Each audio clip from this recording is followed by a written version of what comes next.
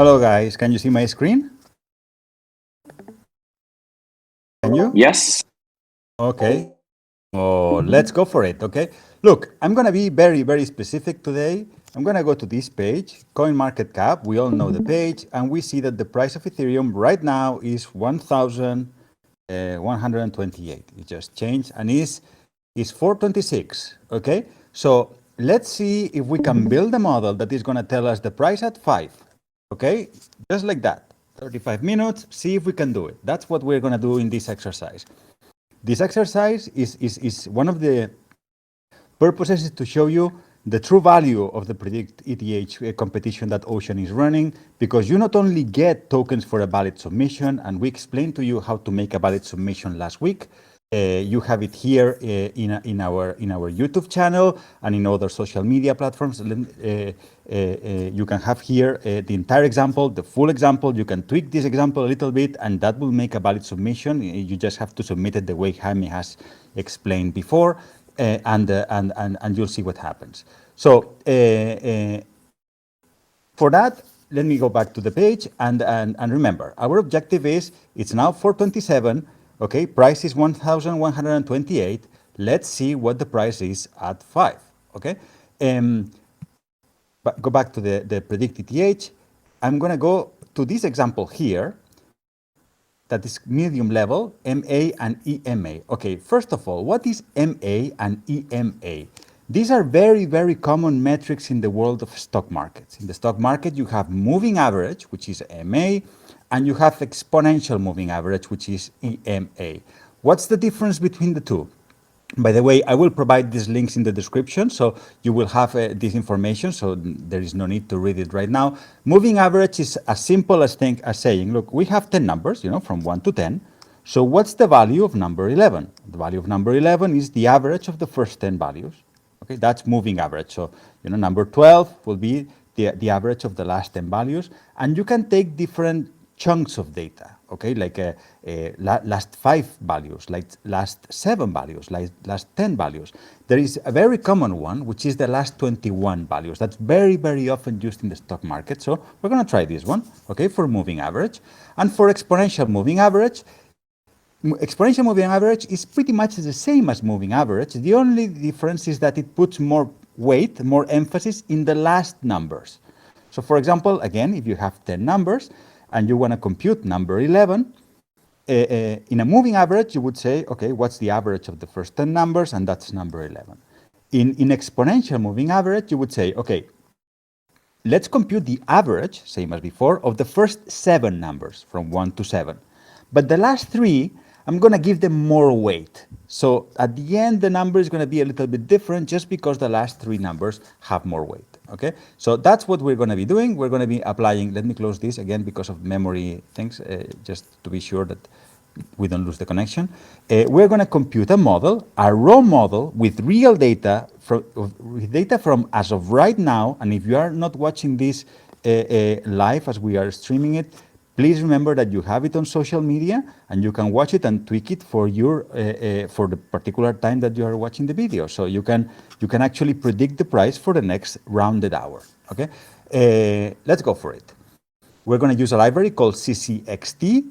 We used this library before and we explained it extensively in the previous video. It's a very basic introduction that explains in detail how to fill this formula. So we're going to go, again, very fast on this because this is already being carefully explained in the previous video that is available for all of you. And what we're going to do is we're going to pick up the last 500 lines from Ethereum. Okay, the last 500 data points. Let me see. No, it's not. Okay. And what we're going to do is just see with that information, we can actually find a way to predict the next price. Okay, we're going to use, let's fix parameters. Because this model is a notch more complicated. I don't know if it ever happens to you that sometimes you have like 10, 15 ideas of what can explain the price of something. Like the price of Ethereum can be explained by many different things in the world, like other cryptocurrencies, the stock markets, and things like that. And you can run models and models and models to determine what's the best possible combination. But in data science, we have systems to make this selection automatic. And that's what we're going to be doing in this exercise. So in this exercise, we are picking the last values from Ethereum, and we are then using a vector model, we are going to see in a second, that essentially is going to help us decide which of the values is the one that is more predictive for our prediction that, as you can see here, is in 29 minutes from now. So we better hurry up and see exactly how can we get this done. So the model is going to be working in UTC time. For me, it's 1 hour less, so it will be 15:31, but that's just for the model. We're using 500 data points from the model. There is a reason for that. Remember from the last video, CCXT has a limitation of 500 data points, so to make things simple in this case, we just go with this. We are using data that includes weekends and 24-hour days. Remember that cryptos trade 24-hour days, and they don't stop like stock markets. And we compute 3 possible scenarios. First, we don't touch the data. You're going to see the data raw. It's very similar to the one we got from the previous example, the moving average and the exponential moving average, okay? So every analysis is going to consist of 2 steps. In the first step, we're going to use this technique that is called recursive feature elimination. I always like to say that in data science, we have very sophisticated names for something that exists for 200 years. And in this case, there is, the computational model for selecting predictor variables is something that's been around for a very long time. But now we call it recursive feature elimination, and it sounds way more sophisticated. In reality, all that it is a model that I will explain briefly later on that is going to help us remove variables to make our predictions stronger. And that's all it does, and it continues doing that. And you're going to see how the computer makes an effort to process all the information to get us the best variables that are going to predict this price. And then after that, we're going to linear regression very exactly the same way as we did in the last time. So there is absolutely no difference in there. And you have a full explained example before, so you don't have any problem with that. In the recursive feature elimination, you have different ways of selecting variables. We just go for the main one, which is using the coefficients. There are others. I leave that for you to analyze, but don't get too crazy with this, because in reality, differences tend to be very nuanced in the data. So it's much intelligent to understand the data than really to change the algorithms for that. Okay, so let me see. We still have the connection because let's start. Same as what Jaime explained before. The first thing we do here is the setup. And in the setup, we have to, we open the challenge 2, and here we have the explanation of what we have to do. I'm going to go a little bit fast because this is already explained in the previous example. You know it very well. So the first thing we do is, as Jaime explained, we create an environment. In this case, we have, I always make this mistake. We create this environment. And that's because this was for that's a good thing. This is for Windows, and you have here the version for Mac, and you have here the version for Linux. So in Linux, you should execute this one, and then this one. All right, we have that, and now we have this. We are in this environment, so we are cool. We're good to go. And then we will install the packages that we need for this exercise. Remember that in the previous example we had pandas and we had CCXT. I just created a file, and that's all I have. It's just a file with all the information from this. And all I'm going to do is I'm going to install pandas and CCXT, and then install also the library for regressions that is called it's called scikit-learn, okay, however you want to call it. Then create a file. I already created the file, as I explained, and let's go right into the dependencies. What are we going to bring in to the model? Let's start. First group of dependencies, which is this one over here, we already know, right? I mean, remember that we have to manage the times and understand the times. Remember that CCXT takes timestamps, and we need dates to know for us intuitively what we're talking about.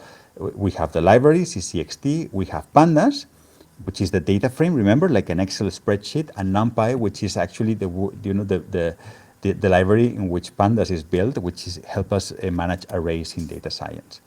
And here comes the interesting part. In this bit in here, let's see what we have in here.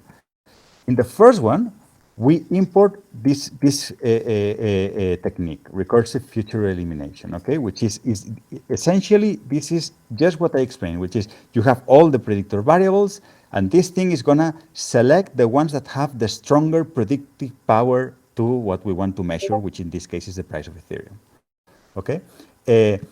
In this second line here, we have how is this method gonna work. This is SVM is support vector modules, and this is essentially a library that help us vectorize parameters in a regression. This sounds super sophisticated, but remember what I told you before, data science is the science of explaining with very weird words things that have been around for hundreds of years. So I will explain this in a second. You're going to see how, you know, make a vector out of a regression is not really something that sophisticated and everybody can do it. And it's just that the name is a little bit not intuitive. After that, you know, we will go for the classical regression and we will split the data, you know, to train the model, and then we'll apply linear regression, and then we'll apply the R-squared score, which is not really required for the competition, but I normally use it. What is required for the competition is the NMC, and this is the normalized error, and this is the metric that we use in the competition together with the predicted values, okay? So that's all we have, okay? For the moment, we just have the library is imported, and we have the NMC, okay? So let's start. We need the data. So how are we going to get the data? Remember that in CCXT, we have to set up a number, a parameter of a date. Yes, everything is, you can hear me well, right? I mean, everything is fine? Yes. Okay, so let's start with the hour. We're going to need chunks of hours. And since we try to predict the price in the next 20 minutes or so, we better hurry up. The first thing we're going to do is get what we call the floor hour. To get the floor hour is nothing but it's just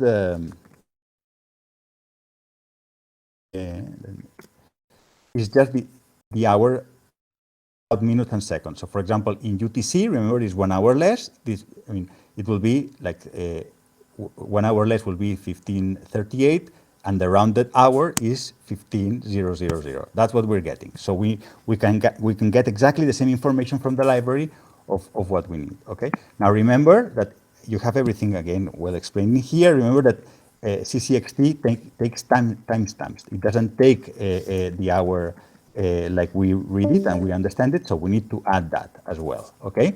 Now remember, again, same as from the previous example, that in CCXT, you need to pass a full integer with milliseconds. Let's see what I mean with that. If you look at this with timestamp, and you have this from the previous example as well, you have here, this is the timestamp of this hour, but it has a dot because it's not an integer, and it doesn't include milliseconds. So if we just add this instruction over here, all we are doing is removing the dot and passing it to milliseconds. That's everything that we're doing. You see, now we have the date in the way that CCXT understands, and that we can fill the data from.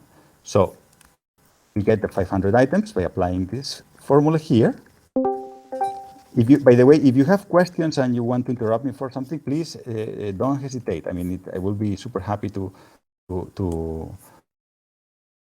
help you out with this in any case. Remember that this is, again, is a full example, and with this example, you can participate in the competition. You just cannot submit the same example, but you can submit the example with any other predictor variable, and that will already get you the oceans, and it will be a valid submission.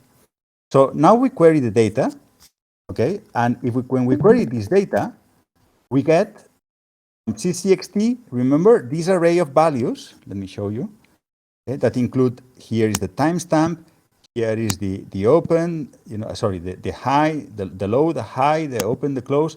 I mean, I don't know about you, but for me, this is difficult to read, so I prefer to put it in a data frame, same as we did last time.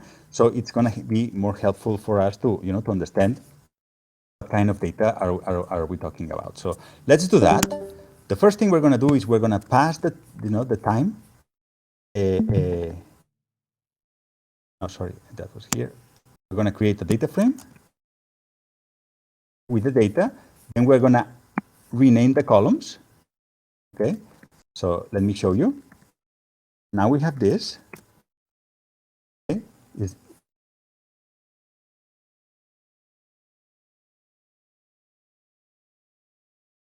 have the same information that we had before, but it's organized like in an Excel spreadsheet. Okay, but I don't know about you, but for me, I like to know what is this. I like the dates in a format that I can understand. So let's do that. For that, I'm going to rename the columns. After that, I'm going to change the timestamp to a date that I can understand. And I'm going to change the title of the timestamp to date so I can understand it. So essentially, all we did is the same thing that we did in the previous example. As you can see, we have now, instead of the numbers, we have the titles of the columns, and we have the dates. And you can see that is every rounded hour, which is what we wanted to know. Okay? Now, the last thing we do is reset the indexes of the data frame. This, in reality, you don't really need to do this for this particular example, but it's good that you do it, just in case you later on want to manipulate this data set for something.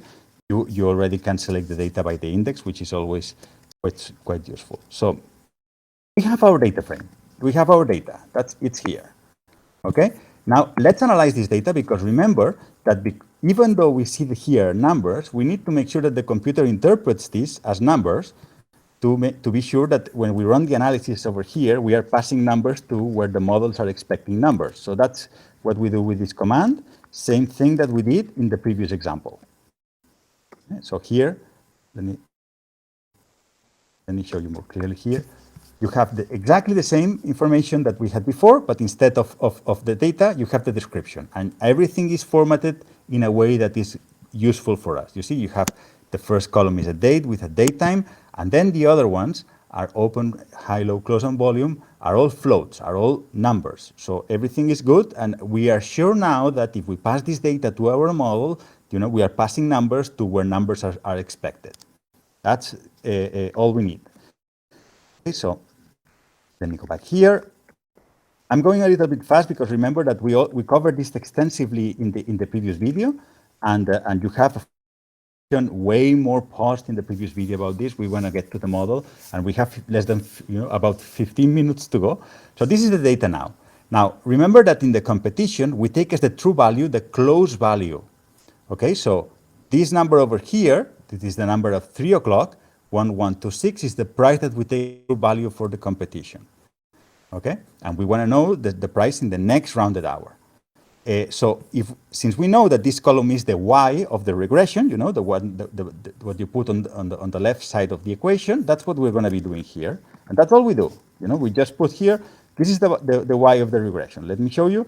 You're going to see it's the same data that you had before, but that's for one column, which is this column here. You see, 1575, 1131, and everything. Okay, so this is this data. Now, for the other values, we're going to put the rest. We're going to put the open, the high, the low, and the volume. Okay, and that's what we're going to be doing here. In the add predictor variables, that's what we're doing. We put here add predictor variables. That's going to be in the other side of the equation. These are the explanatory variables, what we call the predictive variables in data science. Okay, now this is when it becomes interesting, the heart of the model. Okay, have a look at what we have so far. Everything is very, very clear. We have a full model with all the data. Okay, now we have selected this column close as the y-axis. This is the true value, what we want to predict, and we are inputting the predictor variables open, high, low, and volume, which are here. Okay, you have them here, as the other side of the equal sign, so to speak. The other side of the equation. Let's go to the model. Now, I want to do, remember, 2 steps. The first step is, okay, I want you to tell me, before running the regression, tell me which one of these 4 is actually the one that is going to be predictive, or maybe more than one. And that's what we do here with this recursive model. Now, let's go one line by line. This is a little bit into the mathematical realm, but let's explain it in detail so you'll see that what is going on in here. The first one, in the first one, what we do here is we specify that we want to run a vector model, okay? And we tell them that everything that the computer has to do is create like a layer, a third-dimensional layer, okay? And put all the variables in there. Now, why does it do that? What is the magic of this? Here is the thing. You are all familiar with the classical regression model, where you measure the errors by the distance to what is the true line, the line in the middle, which is the true value, right? And that's the error, the distance between each one of the dots and the true value. In a vector model, we transform this distance into a Boolean. We just say, for example, look, if it's more than 10% off, that is incorrect.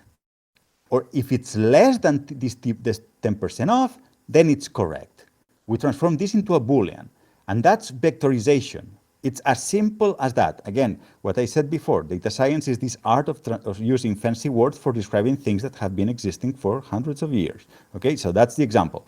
And that's all it does. In this case, we're specifying that this model, this binary model of putting things, this prediction is far off or not far off, is correct or incorrect. That's all we are measuring, not the distance, as in a normal regression. It's going to be linear. There are like three main ones, and the most common one and the most often used is linear. In this second line here, all we are saying is, look, if you find one that is wrong, you only eliminate this one. You don't eliminate, for example, this one and the next. If you wanted to eliminate this one and the next, you will do something like this. But we're not doing this in this case. Okay?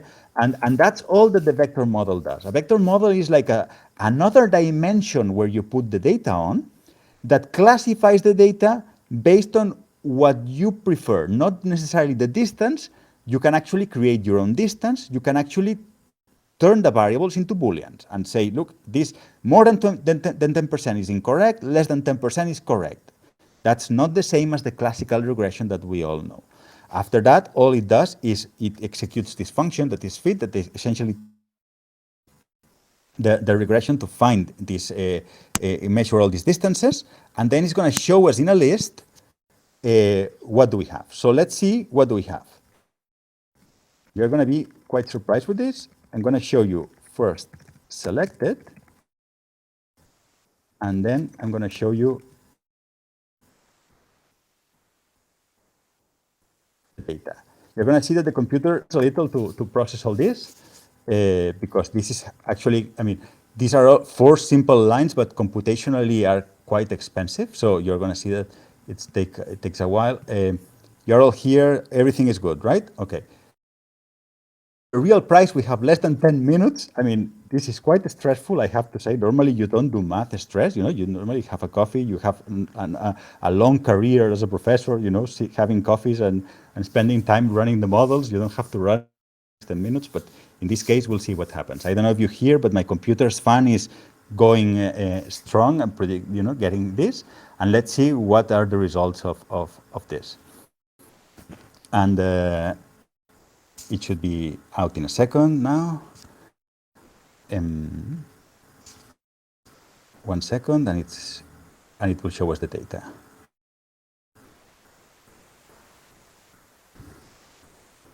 So far, so good. Meanwhile, right? Everybody is following the explanation, I assume. Yes. Yeah, it's super interesting, actually. And I was wondering, I guess the normalized error would then change based on how many indicators and vectors you're using, right? So now we're using the MA and the EMA, but you could potentially, could you add 10 more indicators to refine the prediction? That's a very good question, and it's the beauty of this. You don't have to decide which one is the one that is going to be the more predictive one. You can actually put a whole bunch of them, and then the computer will do the work for you of finding you the best predictor or the best group of predictors. Have a look at this. Very good question, by the way. We have here the result of the vectorized model, and here is our data, the one that we had before. This thing is telling us that the first variable, which is open, is not predicted, that we should remove this from the model, because this is going to add noise and it's not going to give us a good prediction. The second one is true. This is over here, it's high, it's telling us, okay, you should put this one in the model, because this one is actually a very strong predictor according to the vector. Third one, the same with true and low.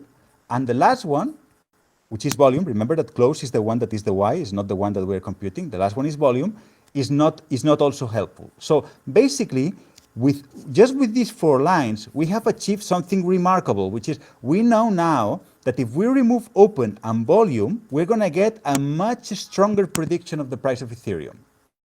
Okay, so let's do that. Okay, this what comes here is what you saw in the previous example. You know, this is exactly the same code. And so let's add it really fast. Let me walk you through a little bit of this line, which is a little bit more complicated. Remember that in the previous example, we had copy paste, the same thing. Okay, this simple line here does exactly the same thing. This is saying, look, I mean, from all these variables, you know, all in this array are true, you're going to put them in the model automatically. You don't have to do anything. And the rest you're going to discard. So essentially it says, take the index of the array, and for every Boolean in the index, and here you have both arrays, you know, the result is selected and X is the name of the variables. You know, you put them in this column selected variable if the Boolean is true, if the result is true. Okay, and after that, you just load the regression with the selected. Okay, we have 8 minutes to go. Let's see if we can get a prediction for the next 8 minutes. So again, same thing we did in the last time. You know, we are just gonna split the data to help the model train. We're gonna train the model. Okay, same as you saw in the last example, which has a fully detailed explanation. So let me go fast, and we have the predictive results, and let me went here, and in here, well, you will have the result of both the variables. And in my case, I'm going to add also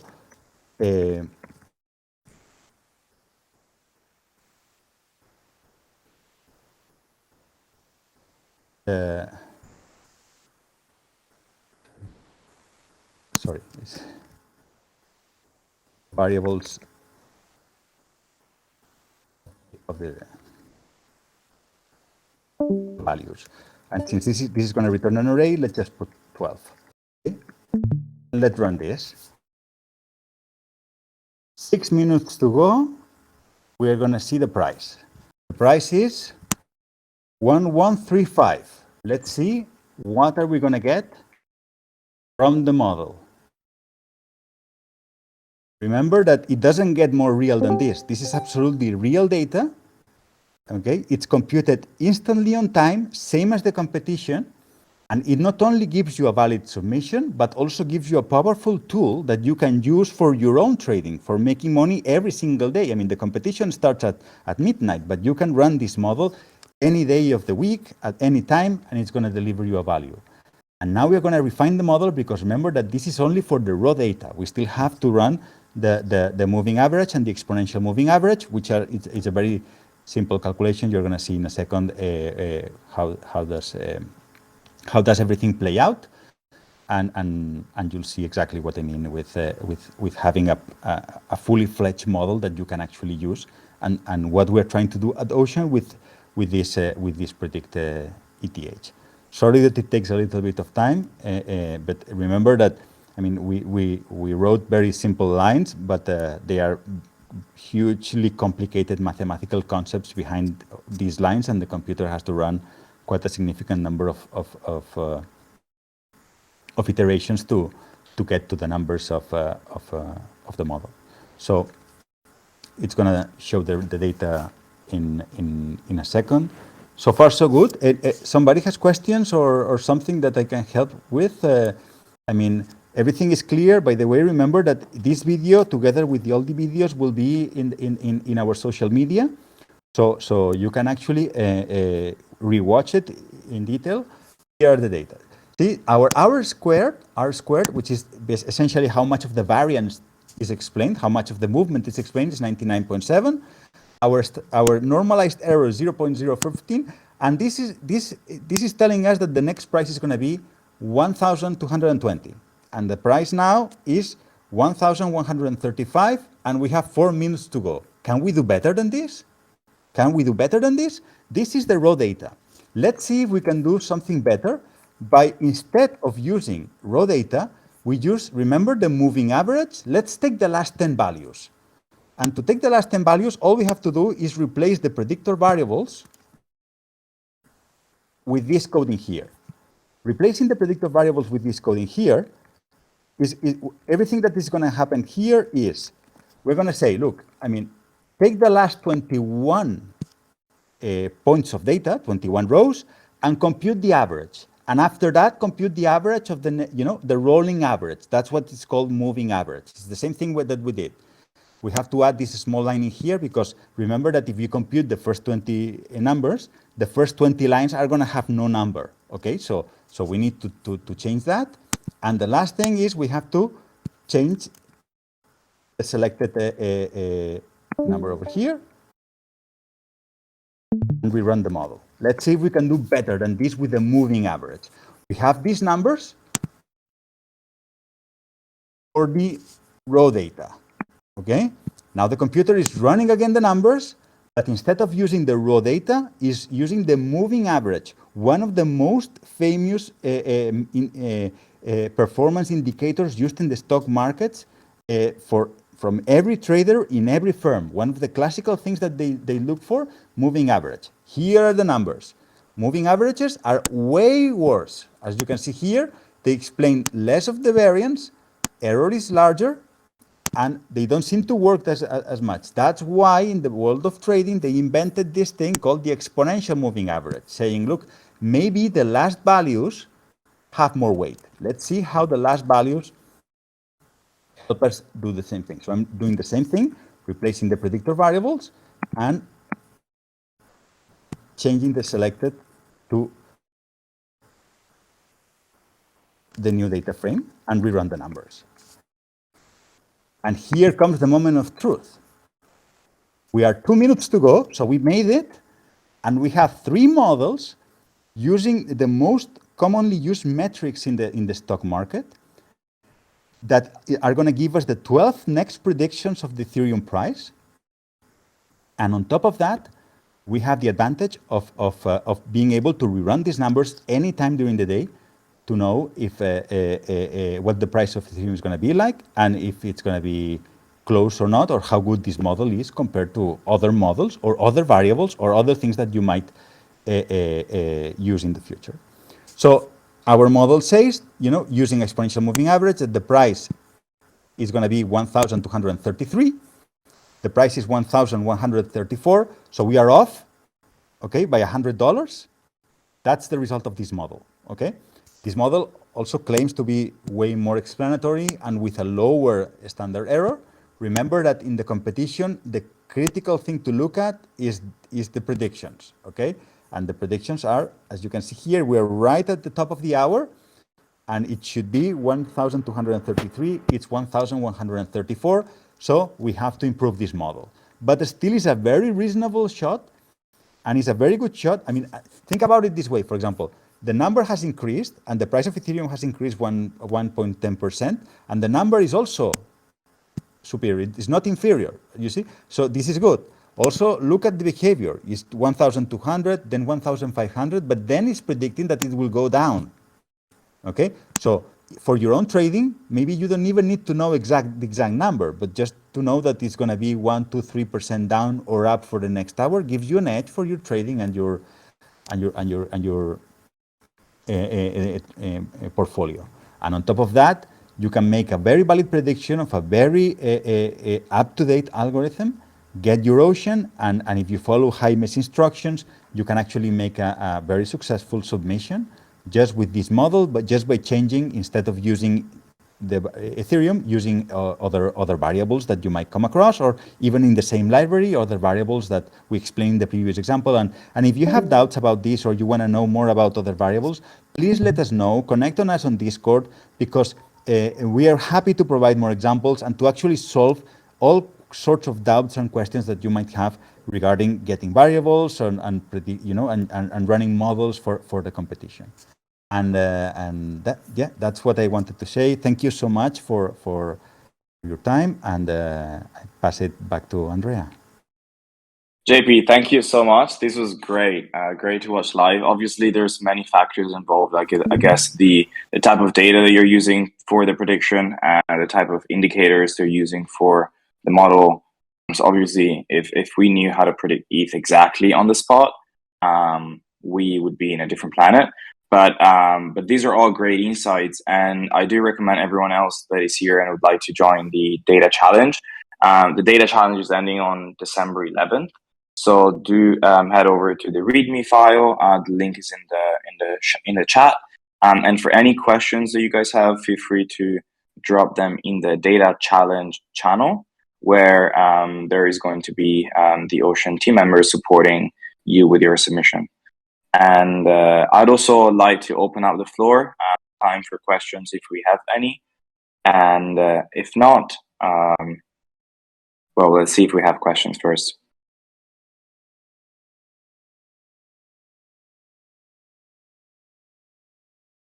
All right. I have a question, Andrea. I mean, I often get contacted on social media from participants that are asking me questions about the model and about the prediction and everything.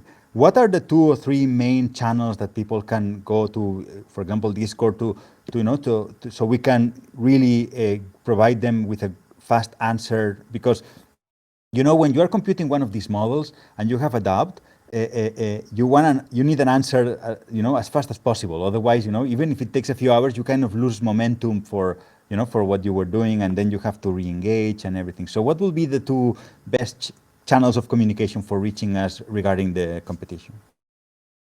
So I'd say data challenges is pretty, people are pretty responsive there, but also dev support.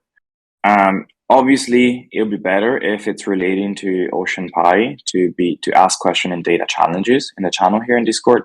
But also dev support works equally well, especially if it's a tech support with regards to setting up OceanPi. Okay, thank you. Thank you for the question, and thank everyone else for participating as well. It was a great workshop. Thanks everyone for being here and taking the time today, and see you at the next workshop next week. Have a good day, everyone.